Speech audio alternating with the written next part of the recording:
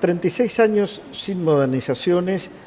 Ayer se presentó oficialmente ante los medios de comunicación los trabajos que se están haciendo en la central hidroeléctrica de Uyum. Está con nosotros Lucas Estrada, el titular del EPSE, y a quien tenemos el gusto de recibir. ¿Cómo le va? Bien, buenas tardes. Por venir. Bienvenido. Gracias a ustedes por la invitación.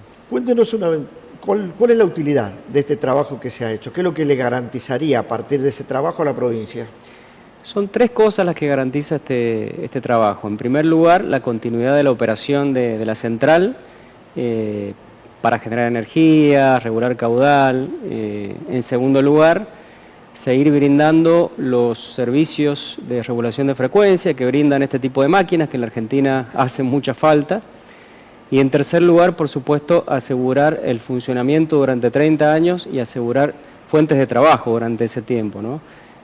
Si uno no hace el mantenimiento necesario a este tipo de máquinas, pone en riesgo luego la operación y las roturas son mucho más costosas que la inversión en sí. ¿Cuál es el tipo de trabajo que se hizo en definitiva? Porque ha pasado tanto tiempo. Y la segunda parte de la pregunta, si esto no debió hacerse antes. La primera parte, se han cambiado los álabes de la turbina y del distribuidor, se han cambiado por completo. Hemos además modernizado el sistema de control de velocidad que tiene la máquina, que por supuesto era un sistema electromecánico y analógico de Claro. 1989 y ahora es un sistema digital totalmente automatizado, acorde a los requerimientos del operador de red, que en este caso es Gamesa, y siguiendo sus protocolos. Y si debió hacerse antes, y la respuesta probablemente sea sí, pero hay que recordar que este tipo de trabajos no están remunerados en el mercado eléctrico mayorista. Si bien hay algunas resoluciones de las cuales uno se puede tomar, entonces hay que juntar el dinero para hacer esa inversión. ¿Estos son con recursos provinciales? Con recursos de EPSE, sí. De EPSE. ¿Se perdió mucho caudal de agua para poder hacer esta operación o no? No, por ahí en el imaginario popular ver el río con más de 50 metros cúbicos aparenta ser mucha agua, pero han sido no más de una hora en ese caudal.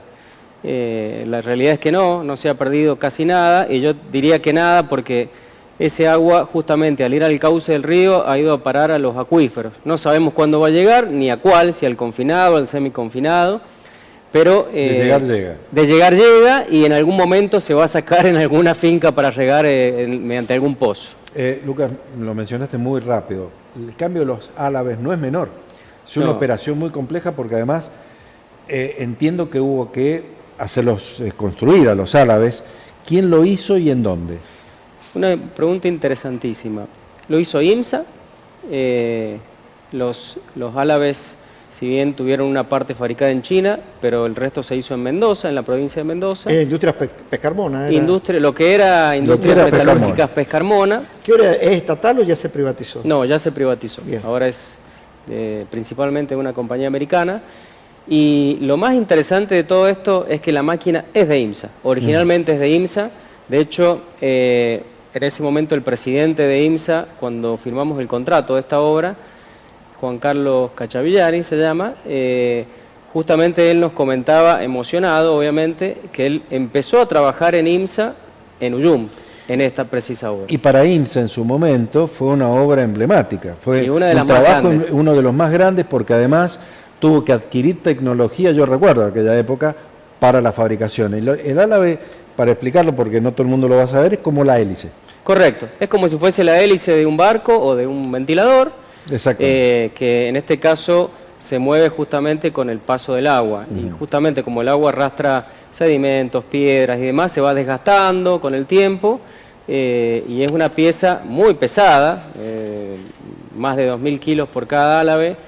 Y justamente el trabajo electromecánico es un trabajo complejo, de izar de desarmar la turbina, izar el rotor, luego sacar los álabes, trasladarlos. Fue un trabajo realmente complejo. ¿Calibración para el giro? Ese es el más complejo de todos los trabajos y es justamente el que se ha terminado en el día de ayer. Ayer se han instalado, en realidad ya están instalados, ¿no?, varios sensores de calibración y las pruebas han sido exitosas. ¿Cuánto genera hoy en materia eléctrica Uyum? En potencia son 45 megavatios, es una máquina de 45 megavatios. Eso es para abastecer, digamos, para el que no sabe, ¿qué es lo que podrían abastecer con esa energía? Eso es aproximadamente un sexto de la provincia de San Juan. Es mucho, poco entonces. menos, sí. Es mucho, es importante. Es importante. Digo, para que la gente tenga dimensión. Sí.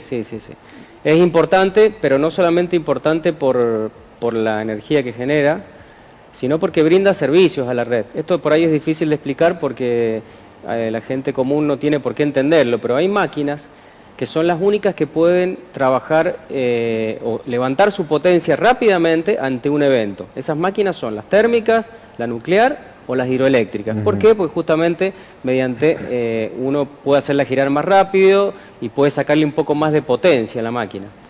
Ese servicio hace que nuestra red sea estable y que ante un evento, no sé, se nubló un parque solar o se desconectó una gran demanda, ante un evento la red sigue siendo confiable. Si yo no tengo esas máquinas, ¿qué pasa?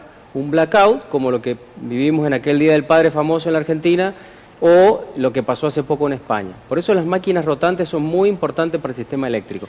Y más esta que es renovable y... O sea que yo estuve en España ese día que se cortó la luz.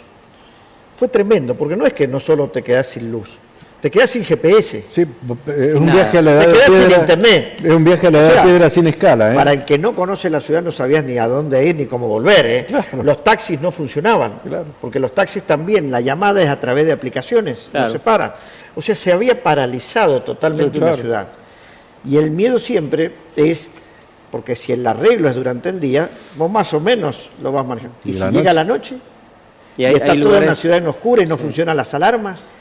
la paranoia, por si es un atentado, los hospitales, que si bien algunos tienen sistemas de generación propio, Tampoco ahí tienen se para ponen a tiempo. prueba, y no por mucho tiempo, pero sí, un blackout es realmente algo muy grave para un país. Una última pregunta por mi parte respecto de estos trabajos en la central.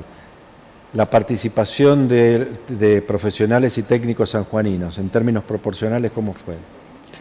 La inspección se hizo completamente de EPSE, la ingeniería se hizo completamente desde EPSE. Por eso lo pregunto, es muy rescatable eso. Sí, hace mucho que nosotros hacemos nuestra propia ingeniería y bueno, eso es obviamente fruto de nuestra excelente facultad incluso en IMSA hay varios sanjuaninos. Sí. Así que te diría que más del 50%. De hecho, el propio Pez Carmona estudió en la Sí, Facultad de estudió Ingeniería en de San Juan. Así es. Era compañero de mi suegro en esa época, Alberto Clavijo, y Exactamente. estudiaron ambos acá en San Juan. Ambos estudiaron acá en San Juan, correcto. Bueno,